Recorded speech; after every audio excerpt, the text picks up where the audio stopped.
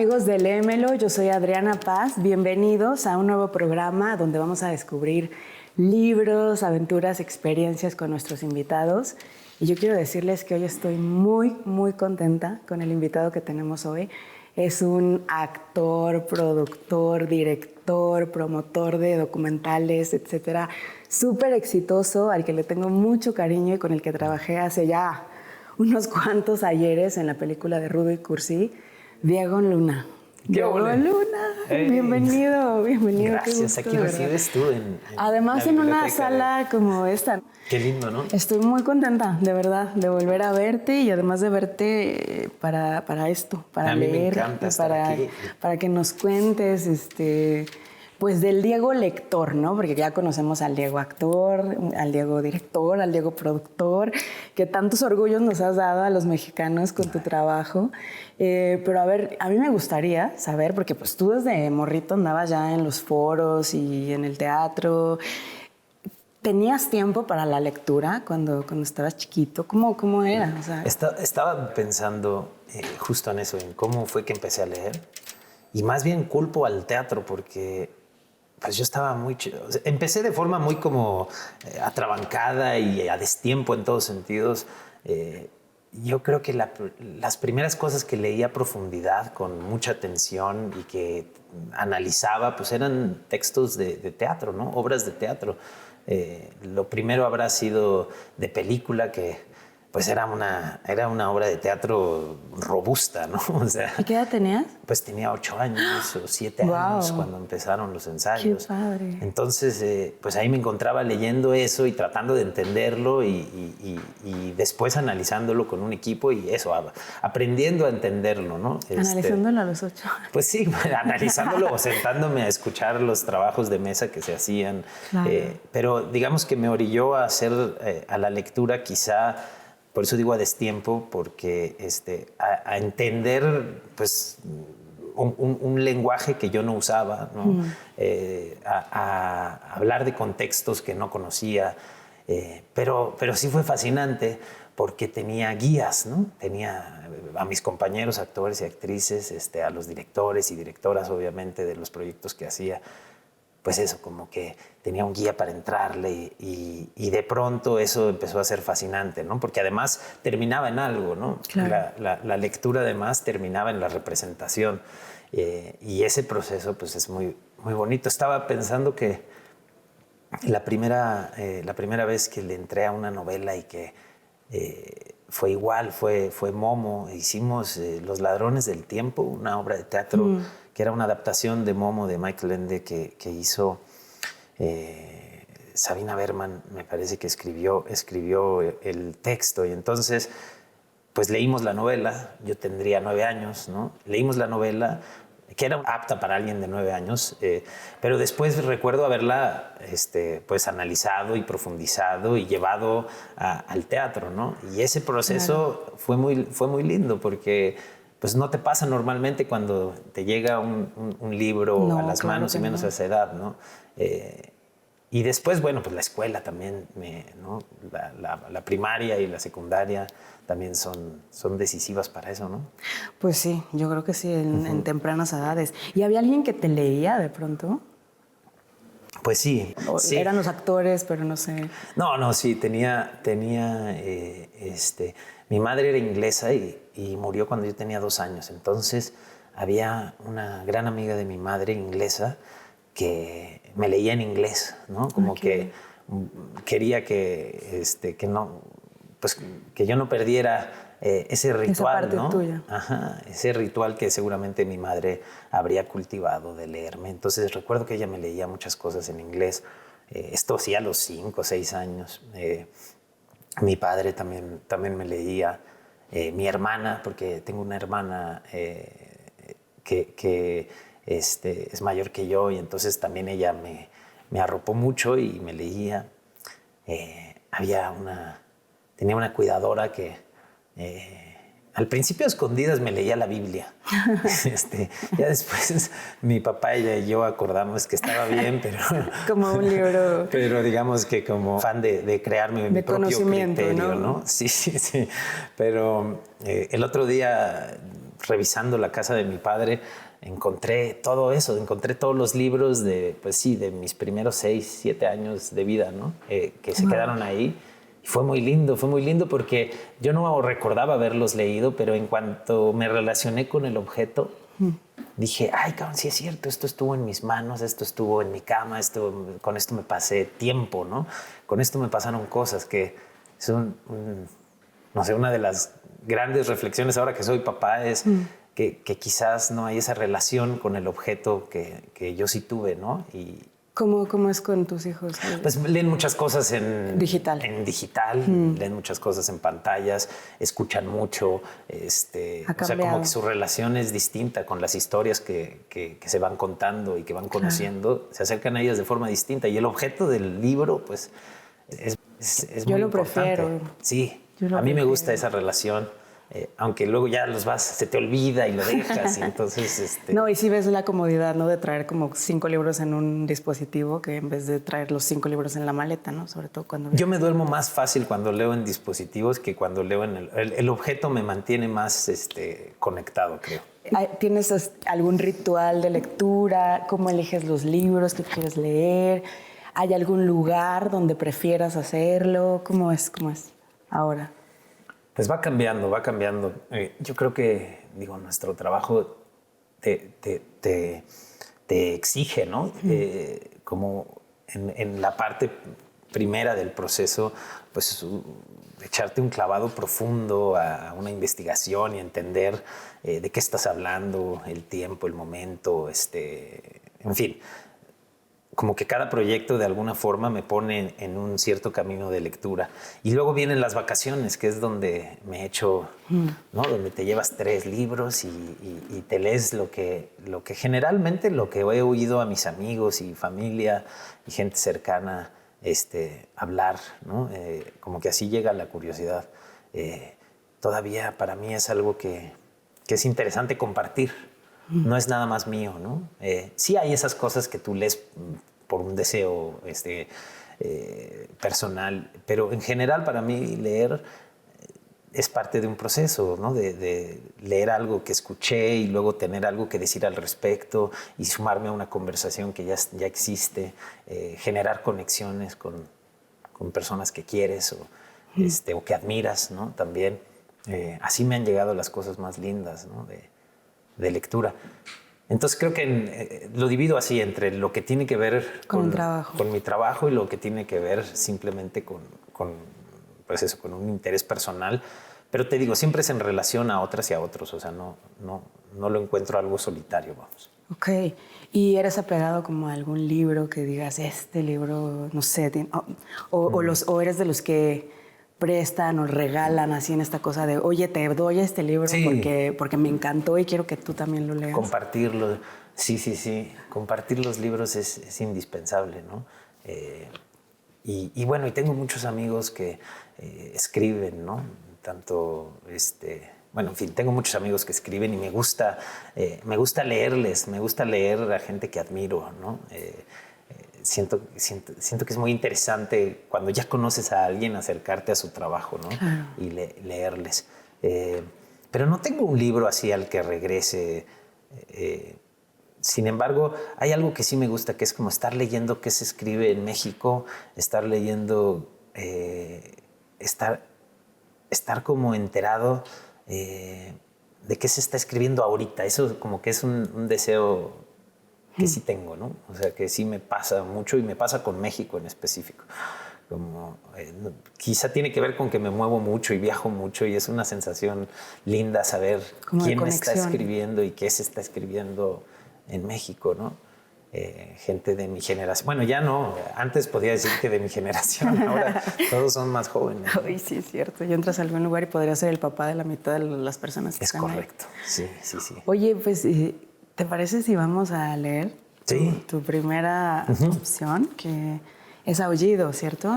Esta tú nos vas a hacer el honor de leerlo. Sí, bueno, ya que acabe veremos si te hice el honor o lo padeciste, pero ¿Y cómo fue que conectaste con este libro? Que además es un autor de la generación Beat, ¿no? Una generación salvaje, rebelde, de rompimiento, que también tenía que ver mucho con la música, ¿no? De ir como contra las normas de Estados Unidos en ese momento. ¿Cómo fue que llega a tus manos? ¿Cómo te identificas tú, por ejemplo, con esa generación como artista, como persona? Sí. ¿Qué te vibró ahí del Aullido?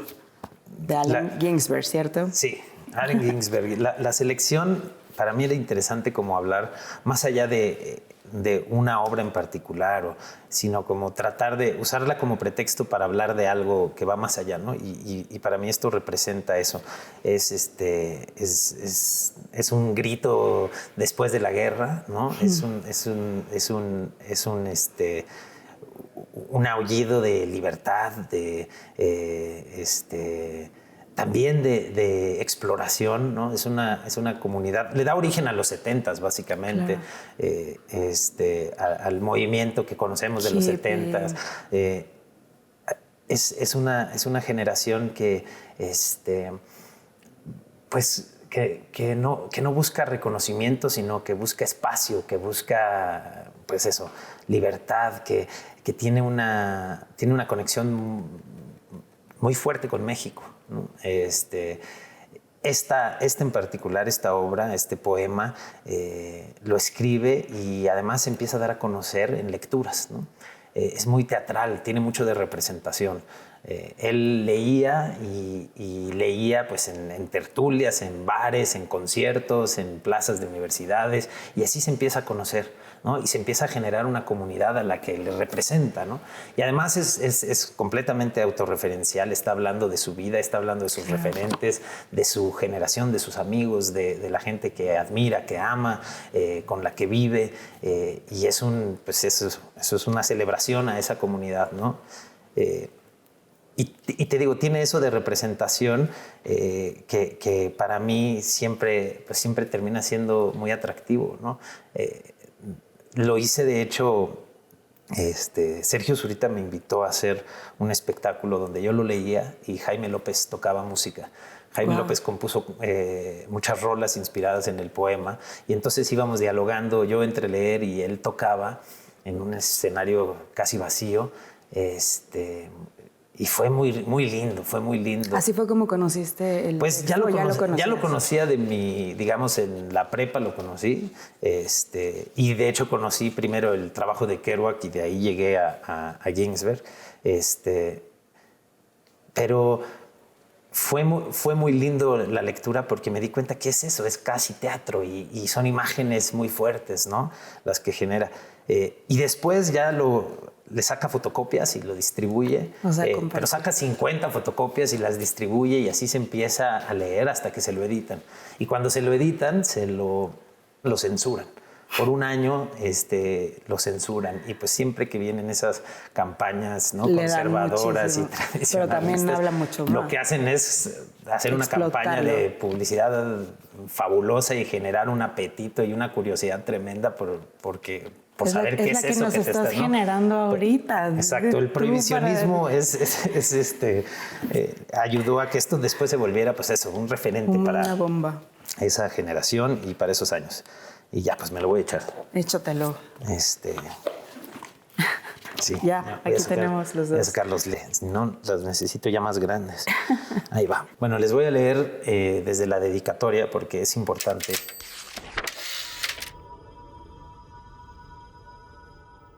Dedicado a Jack Kerouac, nuevo Buda de la prosa americana, que escupió inteligencia en 11 libros escritos en la mitad de ese número de años, 1951 a 1956, creando una prosadía de bop espontáneo y literatura clásica original. Varias frases y el título Aullido han sido tomadas de él. William Seward Burroughs, actor de Naked Lunch, una novela inacabable que volverá a todos locos. Neal Cassady, autor de The First Third, una autobiografía 1949 que iluminó a Buda. Todos estos libros están publicados en el cielo. Aullido, para Carl Solomon. Vi a las mejores mentes de mi generación destruidas por la locura, hambrientas, histéricas, desnudas, arrastrándose por las calles de los negros al amanecer en busca de un colérico pinchazo. Hipsters con cabezas de ángel ardiendo por la antigua conexión celestial con la estrellada dínamo de la maquinaria nocturna. Que pobres y harapientos y ojerosos y drogados pasaron la noche fumando en la oscuridad sobrenatural de apartamentos de agua fría, flotando sobre las cimas de las ciudades, contemplando jazz. Que desnudaron sus cerebros ante el cielo bajo el y vieron ángeles mahometanos tambaleándose sobre techos iluminados. Que pasaron por las universidades con radiantes ojos imperturbables, alucinando Arkansas y tragedia en la luz de Blake entre los maestros de la guerra. Que fueron expulsados de las academias por locos y por publicar odas obscenas en las ventanas de la Calavera. Que se acurrucaron en ropa interior, en habitaciones sin afeitar, quemando su dinero en papeleras y escuchando al terror a través del muro. Que fueron arrestados por sus barbas públicas, regresando por Laredo con un cinturón de marihuana hacia Nueva York. Que comieron fuego en hoteles de pintura o bebieron trementina en Paradise Alley. Muerte. O sometieron sus torsos a un purgatorio noche tras noche, con sueños, con drogas, con pesadillas que despiertan, alcohol y verga y baile sin fin, incomparables callejones de temblorosa nube y relámpago, en la mente, saltando hacia los polos de Canadá y Patterson, iluminando todo el inmóvil mundo del intertiempo.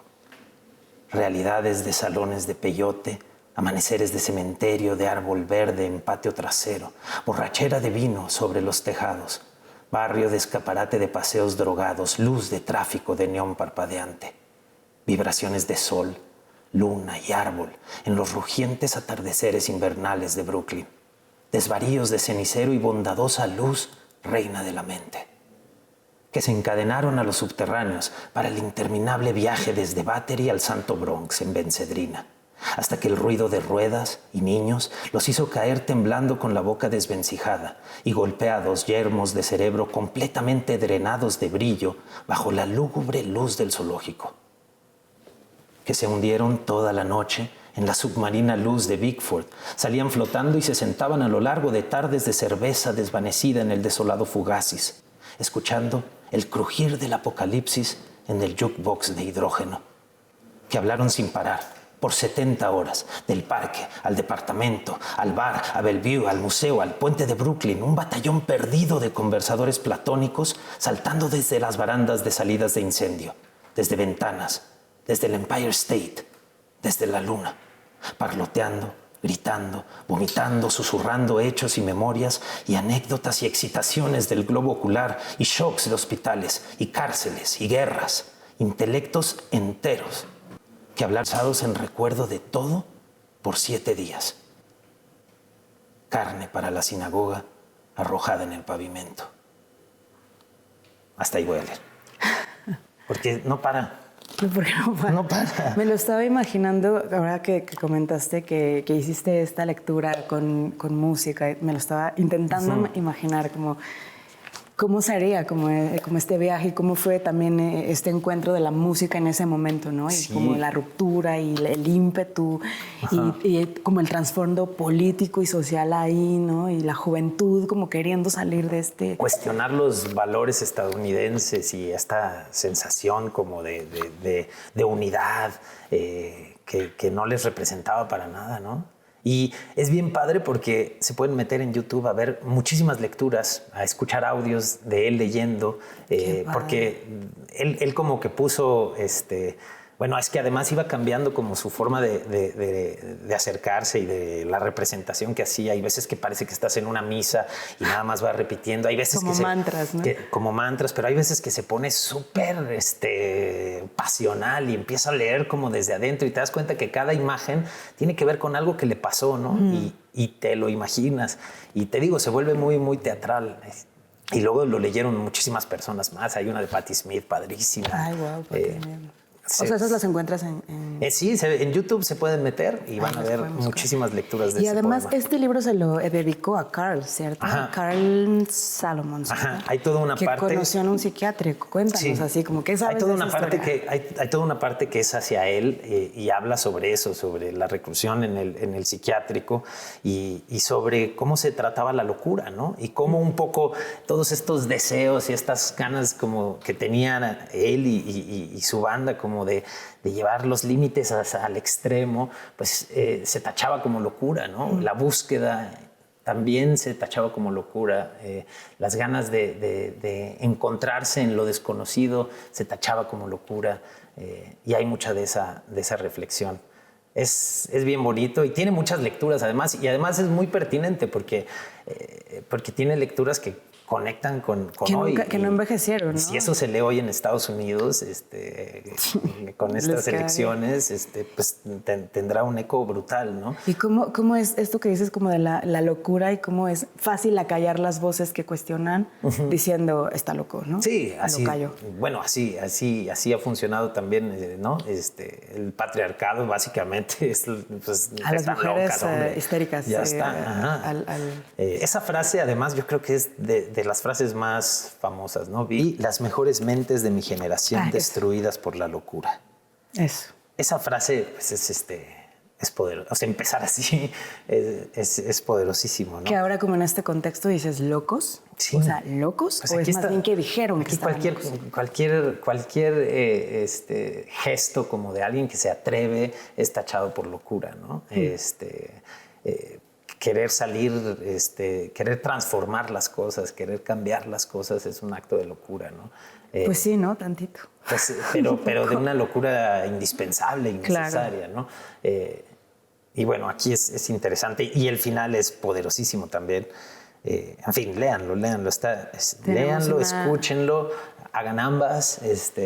No, esto está increíble, o sea, así es como, yo no lo he leído, la verdad, entonces una gran recomendación, sí. Que como tú bien dices, no envejece, o sea, estamos en un momento en el que lo leemos y parecería que lo escribieron ayer, ¿no? Sí, y además es una buena forma de entrarle a la generación Beat, porque hay muchísimas cosas, hay películas, hay una película de Walter Salles también, obviamente está el libro famoso de Kerouac, pero hay muchas cosas que leer y que ver de ese momento. Te digo porque se habla mucho como de lo que significan los 70s, pero los 70s no se entienden sin la generación Beat. Pues Diego, vamos a hacer un corte porque lo tenemos que hacer, pero vamos a continuar, no se vayan, los esperamos al regreso de este corte porque tenemos todavía 2 lecturas más súper interesantes para poder conocer a Diego desde otro lugar a través de la lectura, así que ahorita regresamos.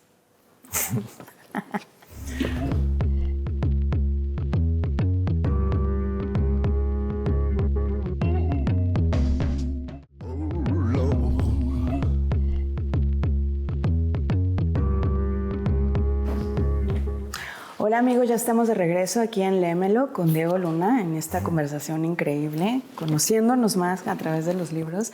Y ahora yo te quiero preguntar algo.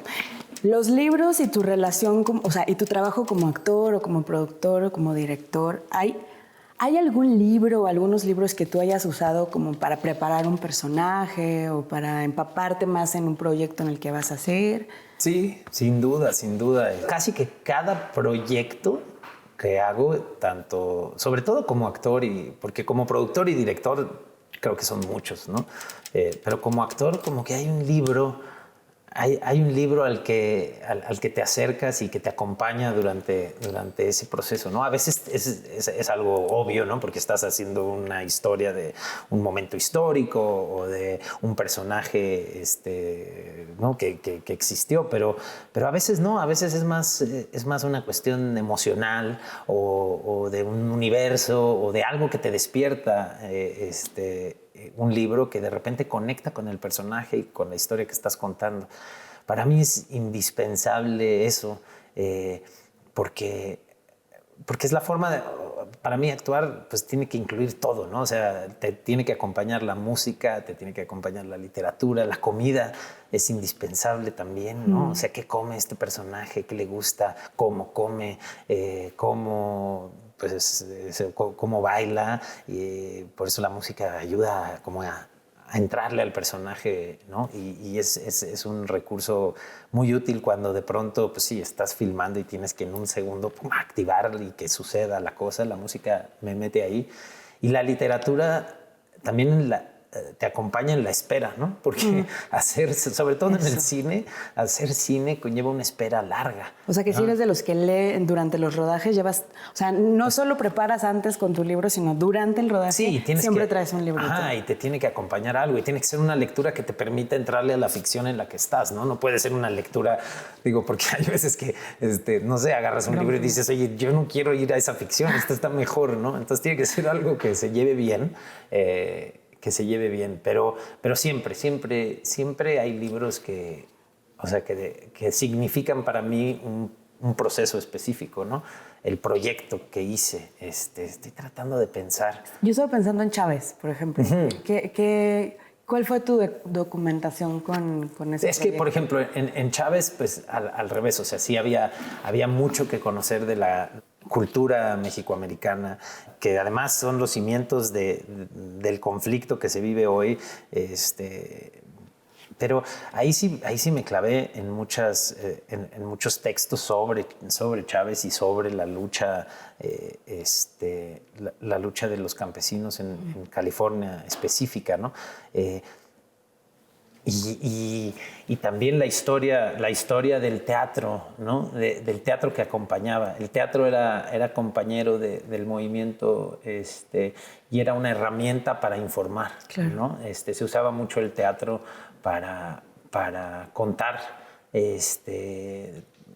para contar cómo reaccionar y contextualizar, ¿no? Un poco a los trabajadores y a las trabajadoras del campo, de qué estaba bien, qué estaba mal, contarles otras realidades. El teatro se utilizaba para eso, para articular un reclamo, ¿no? El teatro como te para ayudaba. Distanciarte, ¿no? Pues sí, se sentaban a ver cómo unos campesinos se organizaban y se hacía una obra de teatro en torno a la capacidad de organizarse y los frutos de la organización, ¿no? Lo que podía traer la organización.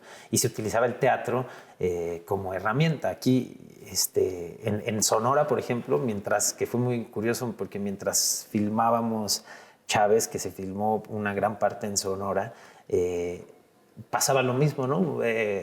Jesús Ochoa, un amigo de toda la vida, y con Galindo hacían teatro que viajaba por todas las rancherías e iba contando historias que eran indispensables, ¿no? O sea, como un trabajo, una suerte de activismo, y el teatro como herramienta.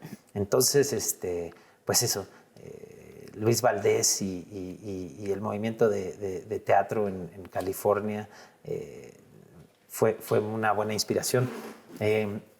¿Tú podrías decir que la lectura te inspiró para, por ejemplo, trasladarte de la actuación a la dirección y a la producción? O sea, algo que hubieras leído y que dijeras, esto yo lo quiero hacer en el cine, lo quiero ver y no me voy a esperar a que lo haga alguien más, lo voy a hacer yo. Sí, sin duda. Sin duda, cada que he sentido que estoy listo para dirigir algo, lo ha detonado una lectura. Lo ha detonado una lectura, sin duda, sin duda.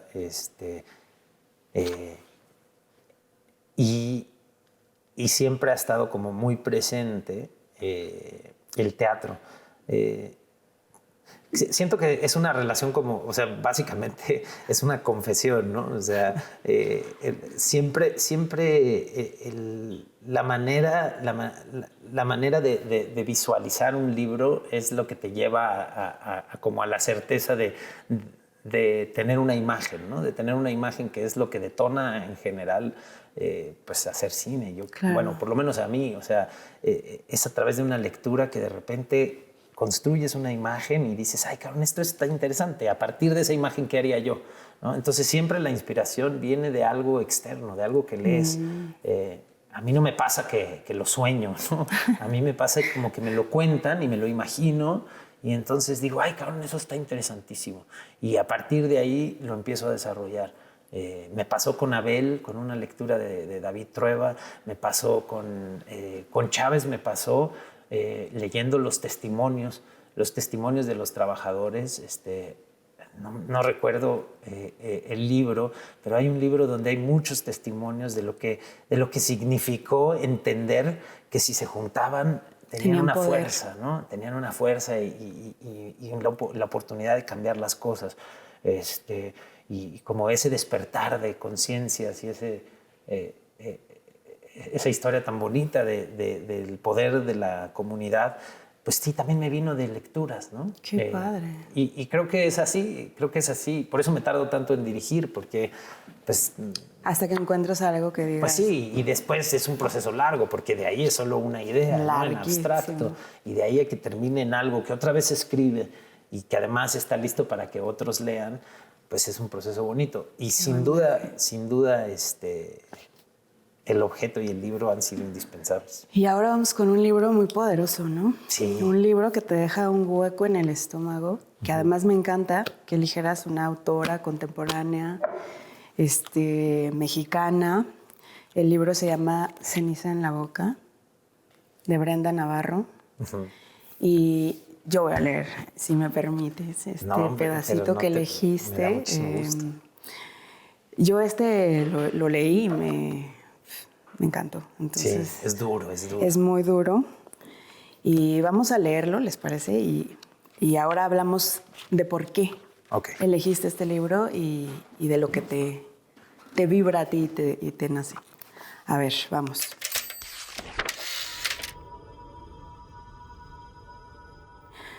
Cuando Diego era pequeño, entre mi abuela y yo le tejimos una cobija de colores. Diego quería llevársela en el avión a Madrid, pero le tuvimos que explicar que no se podía. Insistió que tendría frío. Le conté que en los aviones nos prestaban cobijas. Lo dejé sin argumentos. Quedamos que nos la llevaríamos cuando regresáramos a México a visitar a los abuelos. Cuando llegué a casa de mi abuela con las cenizas de Diego en una bolsa de plástico, ahí estaba la cobija, en su cuarto, como la última vez que dormimos ahí. Incluso tenía los alfileres para sostener unas fotografías que le íbamos a poner encima, planchadas o algo así. Tragué saliva. Todo era real. Diego estaba muerto. Mi mamá estaba con Jimena arreglando cosas, papeles, malentendidos, decidiendo chingaderas por aquí y chingaderas por allá, a México o aquí, en un ataúd o en una urna con sus cenizas. ¿Cómo? ¿Qué papeles faltan? ¿Qué papeles sobran? Y yo, mientras tanto, estaba en el cuarto de Diego como buscando su olor. Todo quieto, intacto, sucio, la mesa manchada, la cabecera polvorosa, los calcetines tirados en el cesto de la ropa y el armario desacomodado, como si mi hermano fuera a llegar y se tuviera que quitar la camiseta y ponerse otra. Así de dispuesta estaba la ropa. Yo entendía a Diego. Desde que llegamos a España estábamos como amputados, pero sin diagnóstico. Como que nos faltaba algo, pero todos lo negaban. ¿Faltarnos algo? Al contrario, si lo habíamos conseguido todo. Casa, papeles, mamá. ¿Qué nos podían amputar? Pues México, pensaba yo. Nos amputan México. Pero México no como país, sino como lo que dicen que es saudade. Te da saudade, te enfermas, te mueres un poco. ¿Cómo no iba a entender a Diego? ¿Qué es lo que más te encabrona de vivir aquí?, le pregunté una vez. Que ya no puedo bailar, me dijo un día. Ya no bailamos, y era verdad, ya no bailábamos. Ya no había casa de los abuelos, ni lugar para poner música a todo volumen, ni comida caliente, ya no había infancia. Habíamos dejado de ser. Y aunque habíamos buscado repetir los escenarios, la música, los momentos, ya no éramos lo que éramos. No nos habían enseñado a crecer. Diego era como un contrabajo viejo, inoportuno, ruidoso, estorboso que yo no sabía cuidar. La torpe, la aprendiz, la que no pudo sostenerlo. Así me sentía, reprobada de la música y de la vida. A veces siento que más que una mamá, tenemos una hija, que somos nosotros los que la tenemos que cuidar, me decía Diego cada que mi mamá llegaba de trabajar fastidiada, enojada y gritándonos por todo. ¿Y qué tiene, Diego? ¿Qué tiene?, le contestaba yo. Ella también ha sufrido, ella también está sola. ¿Y qué tiene?, me replicó. Que si no va a ser mi mamá, al menos que no sea una carga. Le chasqué la boca, pero tenía razón. Al menos en esos momentos pensaba que tenía razón. Jimena me pidió que fuera a México a dejar las cenizas de Diego. Me lo dijo mientras estábamos sentadas en la cama de mi hermano. ¿Lo van a incinerar?, pregunté, volviendo a la realidad. Sí, contestó Jimena. ¿Y por qué no va mi mamá? Porque tu mamá no está para viajes. Es imposible que se levante, no quiere ni ir a cagar. Está deshecha, cariña. Pues yo también estoy deshecha, contesté para que no me amputaran mi dolor. No esta vez. Tu mamá ahora es una carga, es un bulto que entorpece todo. Ayúdame, me pidió Jimena. Y agarré el teléfono de Diego y me lo puse en el pecho, aferrándome a no sé qué cosa. Mi mamá siempre es una carga, dije. Y Jimena no dijo nada, no me desmintió. Un día antes de irme a México me quedé a dormir en la recámara de Diego, escuchando su música, hurgando en su teléfono. Así me amaneció. No tenía mucho, pocas fotos, pocos mensajes. Lo dejó todo limpio. Ya no tenía la foto de Marina y su otro amigo en sus salvapantallas. Limpió todo. Correo, aplicaciones, todo. Quizá pensó que nadie lo iba a hacer por él. No nos esperó. Diego no dejó que pudiera darnos ni una pista. Una carta, una despedida, ni un mensaje. Nos ahorró el trabajo de querer encontrar la verdad. Nadie nos la iba a decir. Una de las pocas veces que me habló de Barcelona me preguntó si yo haría una lista de personas a las que deberíamos agradecer cosas. Yo no lo pensé mucho. ¿A mis abuelos?, contesté. No, aquí en España. ¿A Jimena? ¿A tus amigos? ¿Qué es lo que quieres agradecer, Diego? Y se quedó en silencio hasta que después dijo, exacto, no hay nada que agradecer. ¿A mi mamá?, insistí. Sí, a mi mamá. Ay, perdón. Los Kleenex voy a sacar. A ver, Diego, dinos tú ya, por favor, porque... Ay, no, pues me hubiera gustado que me leyeras el libro completo. Es un libro Sí. que te deja un hueco en el estómago. Ella escribió antes Casas Vacías. Casas que también Vacías. es durísimo. Ella es una muy buena escritora, joven, pero con una, con una Bagaje profundidad, de vida. como con una sensación de todo lo que, o sea, conforme vas avanzando, cada página va adquiriendo un peso, ¿no? No sé, a mí me llegó en un tiempo que eso pasa con la lectura, ¿no? O sea, independientemente de que hay libros que uno puede reconocer y decir, esto está increíble, es que te llegan en un momento, ¿no? Te llegan en un momento, obviamente por la lectura y porque así empieza, no se lo estaremos echando a perder a nadie. Muy pronto te das cuenta de eso. Habla de un suicidio de un adolescente. Yo tengo hijos adolescentes y pues obviamente eso así retumbó profundo, ¿no? Habla también de la migración, ¿no?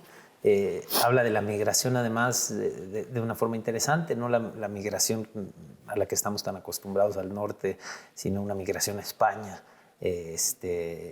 una migración además que viene de un abandono, ¿no? Primero la madre abandona. Mi madre murió cuando yo tenía 2 años, entonces la idea del abandono de la madre también me traía hecho pomada. O sea, es un libro que a mí, pues así como te acaba de pasar a ti, me traía muy afectado de inicio a fin. Y ella tiene una capacidad de envolverte, ¿no? Con sus palabras, Sí. con el ritmo que tiene. Me encanta el libro, me encanta su trabajo y creo que además es emocionante saber que vendrá mucho más de ella, ¿no? Y que además, por lo que nos comentabas antes, que ahora lo entiendo leyéndolo y creo que todos los que te hemos escuchado, que eso pues te retumbó para llevarlo al cine, ¿cierto? Pues sí, estamos tratando explorando, digamos, cómo contar esa historia en cine, ¿no? Siempre pasa que es imposible ser justos, ¿no? Digamos, el cine y la literatura son cosas distintas, ¿no? Y se pueden permitir cosas distintas y pueden ser experiencias increíbles, pero es muy difícil ponernos a comparar Claro. o tratar de que una película te cuente lo que te contó un libro, porque un libro tiene que ver con tus imágenes, ¿no? Con las que tú te creas, y eso, no hay nada como eso, no hay nada como leer, ¿no? A mí me encanta hacer cine, me encanta ver cine, pero no hay nada como leer, porque leer es un viaje introspectivo profundo que es único en la lectura de cada quien, ¿no? O sea, no hay manera de que tú y yo leamos el mismo libro. No. Y con las películas es distinto. Pero sí, bueno, estamos trabajando en una adaptación ¿Y estás para hablando cine. con ella para Sí. esto? O sea, ¿te Bueno, gustaría hacer ese trabajo junto con ella? pues no, ahorita lo estamos haciendo, digamos, con un equipo distinto. Es difícil hablar porque no está listo y no sé Claro. todavía muy bien qué, pero digamos que cuando la leí sentí que ahí había una historia que yo quería contar, Explorar. ¿no? Y explorar. Pero será el resultado de la lectura, ¿no? Lo que terminaremos contando, que creo que eso es bien importante siempre cuando vamos a ver una película que dice estar inspirada en un libro. Lo que vamos a ver es un poco qué le pasó a ese lector y cómo eso se traduce a un lenguaje Su visión cinematográfico, de ¿no? esa historia. Qué interesante, qué padre. O sea, si lo haces, yo estaré encantada de verlo, de verdad, y recomiendo a la gente que esta lectura. Y tenemos que ir a un corte, o sea, Sí. nos cortan, pero bueno, hay que hacerlo. Sí, vamos. Así que vamos a un corte, pero regresamos porque viene otra lectura súper interesante. Y seguimos aquí con Diego platicando. Los espero de regreso.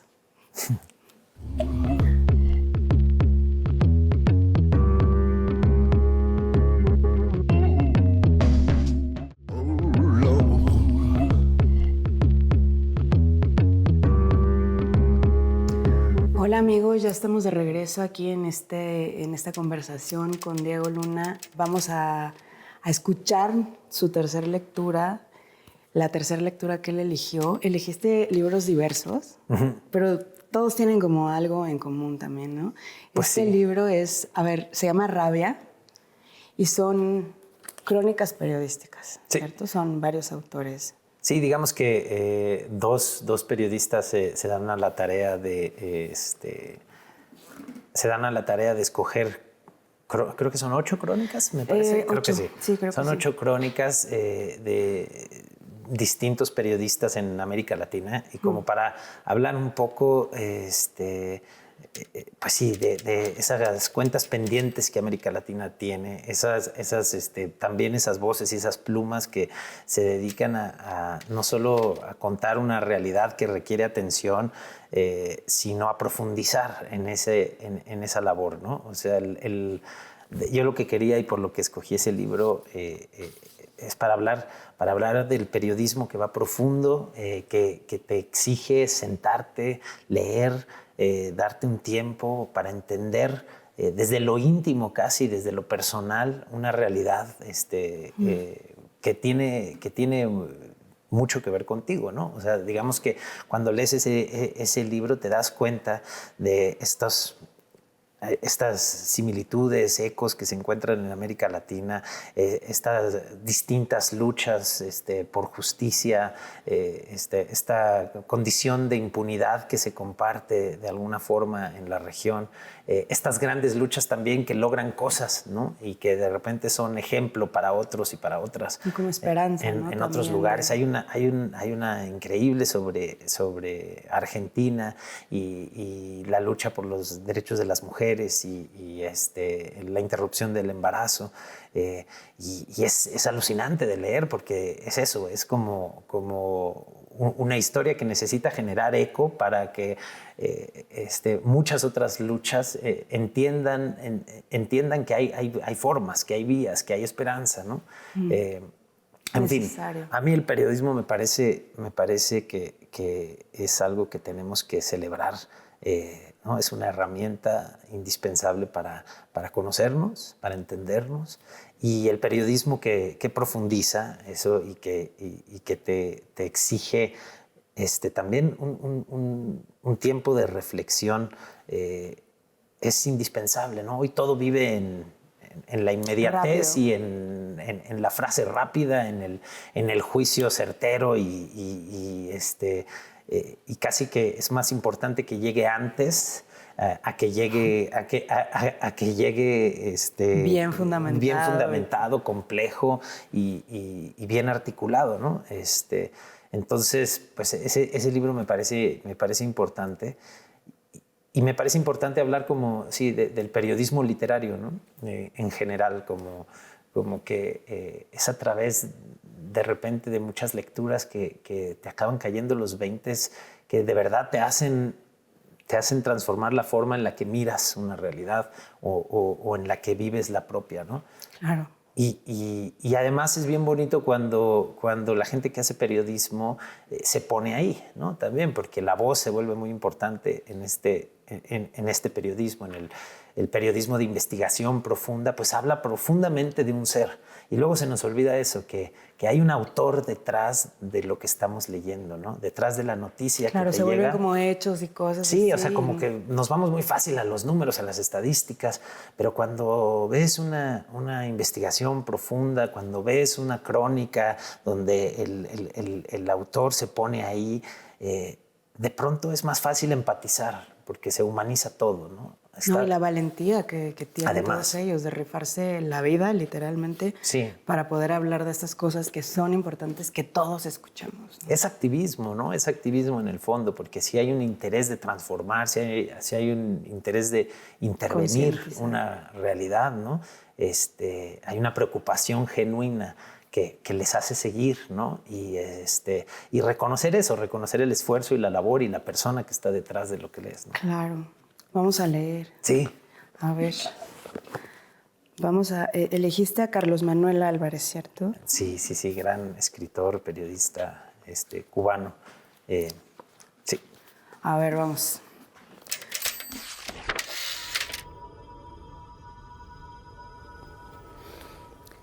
A menos que hayas pasado por esto, no creerías cuán difícil es evitar responder preguntas amables.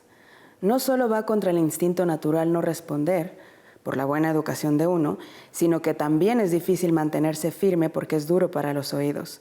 Para un novato es casi imposible, decía Bakulik. No había transporte en la ciudad y alguien nos sacó la mano como si fuéramos un taxi. Terminamos en una casa cerca de las calles 202 y 23, en el lujoso reparto Siboney, al oeste de la ciudad. Eran 3 agentes, los 2 subalternos vestidos de paisano. El jefe se hacía llamar Saucedo, mulato fuerte que rondaba los 50. Me brindaron queso, jamón, chorizo, jugo de mango, que venía en una caja de limón, y almuerzo. No acepté nada, solo agua. Fui a orinar varias veces, porque el aire acondicionado y el agua hacen que orine mucho. Me preguntaron sobre la revista que dirigía y los fondos de organizaciones internacionales que la subvencionaban. Dijeron que yo era inteligente, pero que me hacía el bobo. Me llamaron mentiroso muchas veces y afirmaron otras tantas que el gobierno de Estados Unidos me financiaba. No creían que había llegado a San Isidro por solidaridad. Seguían convencidos de que alguien me mandaba, de que obedecía órdenes de agentes extranjeros para lo que ellos llamaban la subversión. Uno me dijo que él no tenía amigos irreverentes. Eso está mal, respondí. Amigos irreverentes es lo que hay que tener. Por momentos intentaban conciliar y por momentos se volvían amenazantes. Insistieron en que comiera. Se dieron cuenta de que no quería. Reconocía a 2 de los policías. Ya me habían interrogado en marzo último en el aeropuerto, la última vez que había salido de Cuba. Me mostraron una crónica que había publicado sobre nuestro anterior encuentro y me reprocharon una línea. Les dije que era literatura, que si querían les podía explicar. Parece que no les gustaba la literatura porque me dijeron que no les explicara. También dijeron que ese artículo no contaba toda la verdad. Les sugerí pues que escribieran el suyo y que yo lo publicaba. Dijeron que iban a pensarlo. Me preguntaron por mis libros y por mis planes futuros. No tenía la menor idea de lo que eso significaba. No iba a dejar de ver a mis amigos, quería recuperar mis libros y mis zapatos e iba a participar en las discusiones públicas del ámbito cultural que sucedían en ese momento. Me recordaron cuál era el límite. Dentro de la revolución todo, contra la revolución nada. Una frase de Fidel Castro. Nefasta, apunté. Y ahí empezaron con consignas. Dijeron de nuevo revolución y les dije que no era revolución, que era dictadura. Se molestaban cuando les disputaba el lenguaje, como si alguien los estuviera oyendo y no pudieran no salir al paso, so pena de castigo. Ortopedia para la escoliosis de la neolengua.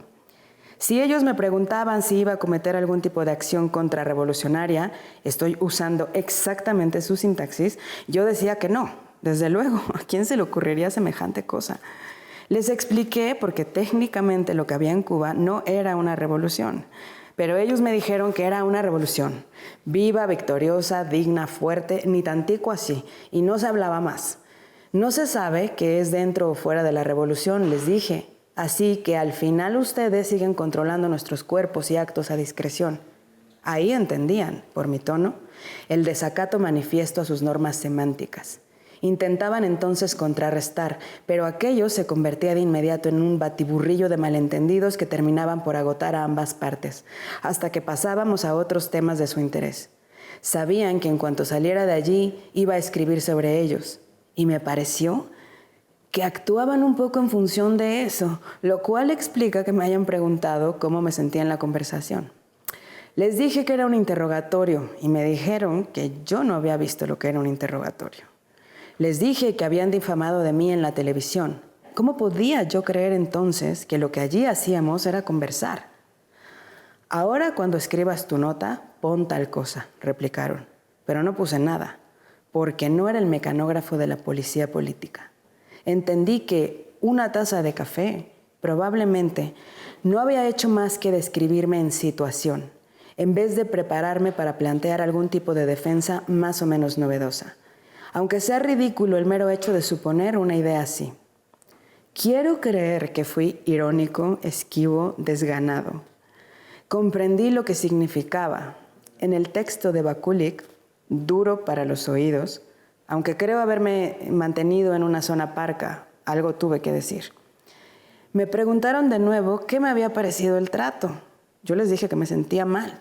No importaba cuán amables fueran o quisieran ser por momentos, la naturaleza del hecho era en sí misma violenta, y la bondad, en la medida en que intentaba justamente tapar esa naturaleza esencial, lo volvía todo aún más incómodo, antinatural. Así se siente cuando el poder que te quiere mal te trata bien, pensé. Me propusieron tomarnos un café más adelante. Siempre intentaban captarte y eso asustaba. Les dije que solo a través del interrogatorio podrían ellos hablar conmigo. Pero bueno, dijeron, tú has visto que no te hemos golpeado, que no te hemos dañado. Me eché a reír. Eso no es un mérito, les dije. No lo es.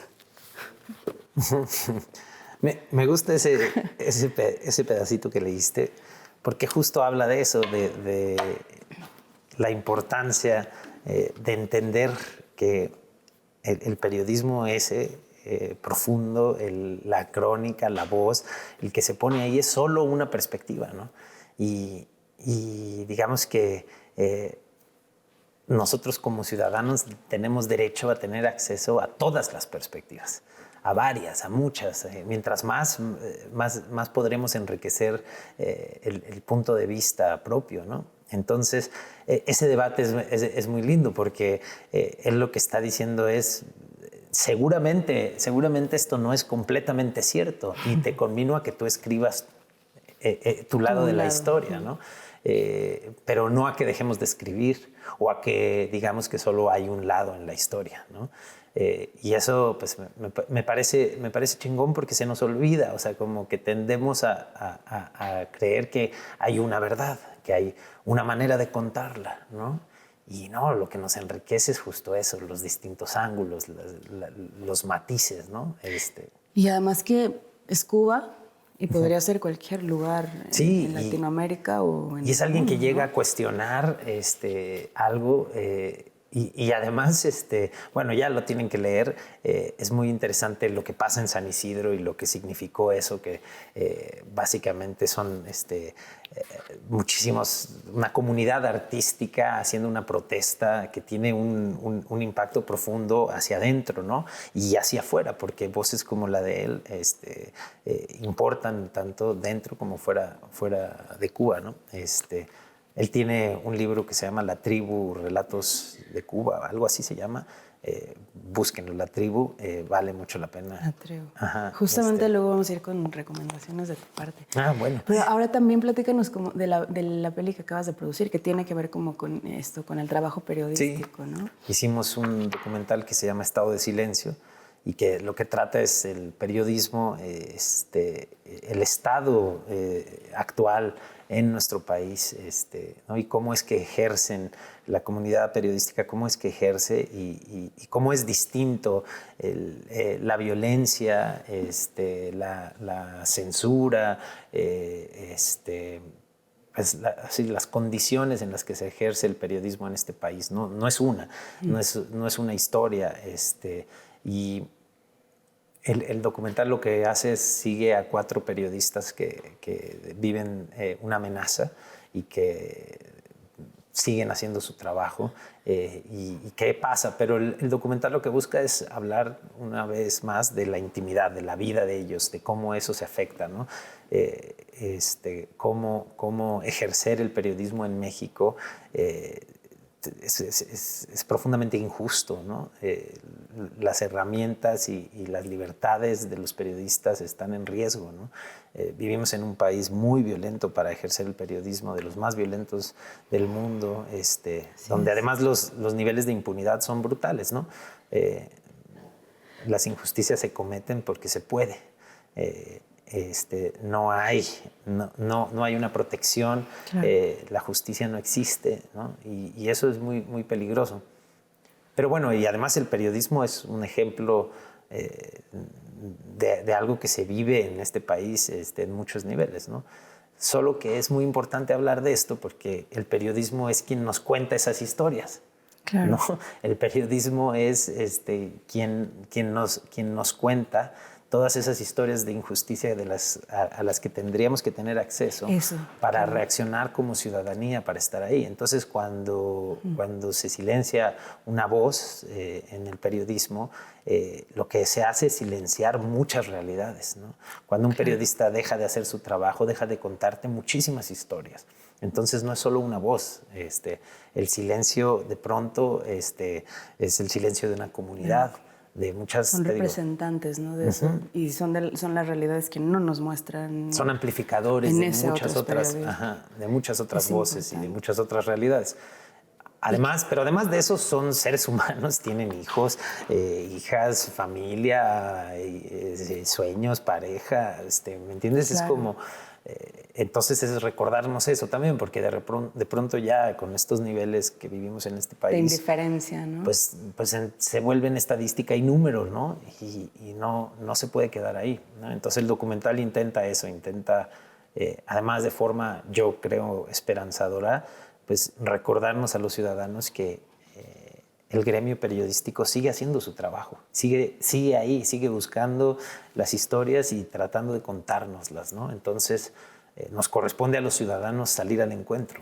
Y a propósito de eso, a mí me gustaría entonces que nos recomendaras como lecturas como esta de Rabia, lecturas periodísticas que nos permitan justamente escuchar esas voces, entender y conocer y visibilizar esas otras realidades que están ahí, pero que igual nosotros en nuestro mundo pues no nos enteramos o no nos queremos enterar, ¿no? Es un llamado que hace Marcos, uno de los periodistas. Él dice, a ver si logro decirlo, pero él dice, basta de dividir a la prensa entre la nacional y la local, ¿no? No existe tal diferencia.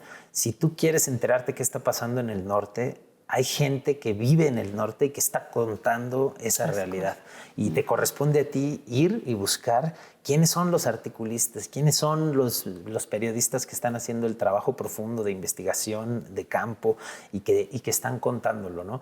Hay ejemplos de periodismo muy valiente, pero sobre todo muy pertinente, ¿no? Que pide a gritos que les leamos, ¿no? Y es una forma muy especial de contar la realidad, la de quien la está viviendo, ¿no? No es lo mismo el periodista que llega por 3, 4 días, está ahí, esa voz también es importante.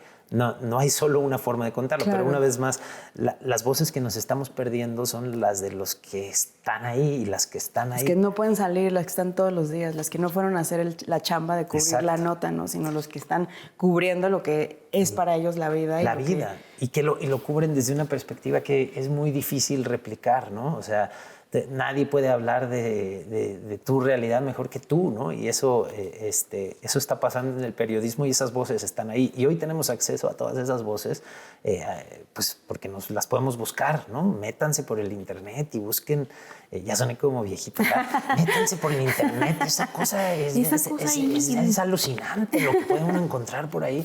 No, pero sí, de verdad hay que usar esas herramientas para encontrar esas voces. Claro, ya no hay pretexto, ¿no? Como tú quieres saber, busca, ¿no? Ya no es como de, ay, tengo que ir a la biblioteca. Sí, y ahí están, además, o no necesitas que el medio nacional se fije en una problemática y entonces le dé un espacio. No, ahorita las historias de nuestro país, que además pues es un país riquísimo, vastísimo, y su complejidad también es igual de vasta, ¿no? Entonces, pues hay que informarnos, porque luego tendemos a ya no querer escuchar historias que no tengan que ver con el inmediato, y es importante entender pues qué está pasando al sur, qué está pasando al norte.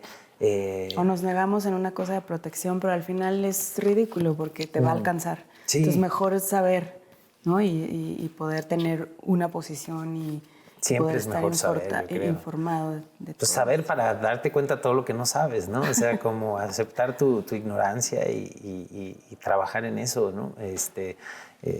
Pero sí, yo diría que la búsqueda empiece en los medios que trabajan en el lugar, ¿no?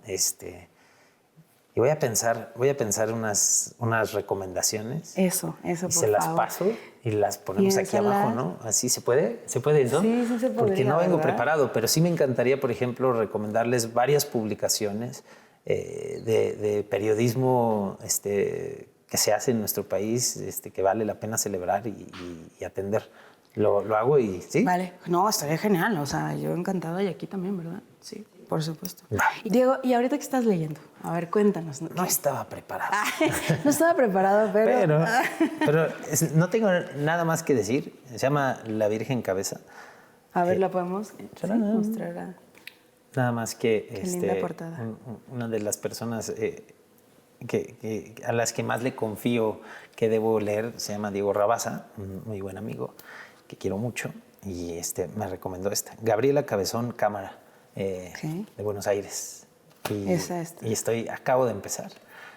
Y acabando esta entrevista, me voy a ir a seguirle dando. Así, recomendación y... Pues sobre todo es más bien lo que quiero decir, y por lo que quería sí hacer la recomendación, es porque más bien quería hablar de la importancia de tener amigos y amigas en las que confías, ¿no? Que confías en su gusto, que conectas en ese sentido. Esas relaciones, esas conexiones son importantes en la vida.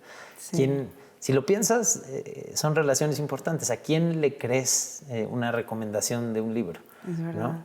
Porque hay muchas relaciones que dirías... Sí, o sea, jamás nos echamos otro dominó, vamos a cenar juntos, pero no voy a leer lo que estás leyendo, ¿no? O sea, eso sí te ha pasado, así que ponen el libro al lado y dices, ¿cómo se llama? Para no caer. Pero hay gente a la que siempre le crees, ¿no? Y que siempre además tiene tino y que cuando leen están también pensando en eso, ¿no? O sea, o cuando están reflexionando qué leyeron, lo van acomodando, y que te llegan y te dicen, oye, léete esto, ¿no? Esas relaciones son importantes y muy valiosas. No, estaba pensando justo en las personas así que tengo cerca, y son personas importantes. O sea, no sé, va como... Y que te conocen profundamente, porque alguien que te puede recomendar un libro que sí te llega y te pega, ¿no? Alguien que tiene esa habilidad, pues es alguien que además tiene información tuya, ¿no? Que te conoce, que te entiende. Por ende, es importante en las relaciones. Y que te quiere para compartirte sí, eso. o en la pareja, ¿no? Es importante que de repente si los libros van y vienen, pues esa pareja tiene chance de llegar lejos, yo creo. Sí, es verdad, es verdad. Las conversaciones y cómo tejemos, ¿no? Relaciones a través de los libros. No lo había visto así, pero es verdad. Así Oye, que le mando un Diego, abrazo a mi tocayo Rabasa, pues un abrazo que a siempre le Rabasa, creo. le mandamos todos desde aquí. Oye, qué gusto, la Sí. verdad. Ya se acabó. Ya se acabó, Todo ¿verdad? tiene que acabarse. Pero me ha dado muchísimo gusto poder tener esta conversación contigo, conocerte a través de tus lecturas, conectar a través de eso, llevarme recomendaciones buenísimas, haberlas podido compartir con la gente que nos está viendo. Muchas gracias, Diego, por estar aquí. Gracias Muchas a ti. gracias al Colegio de San Ildefonso por dejarnos estar en esta sala maravillosa que es Memorial de Octavio Paz. Y pues nada, TV UNAM, gracias, Canal 22, ha sido un placer. Yo soy Adriana Paz. No, Diego Luna. muchas gracias a ti. Mucho gusto. Lo disfruté mucho y qué bueno que hagan esto y que se hable y que se contagie la lectura que es sanadora, ¿no? Así es. Bueno, nada, un beso a todos. Gracias.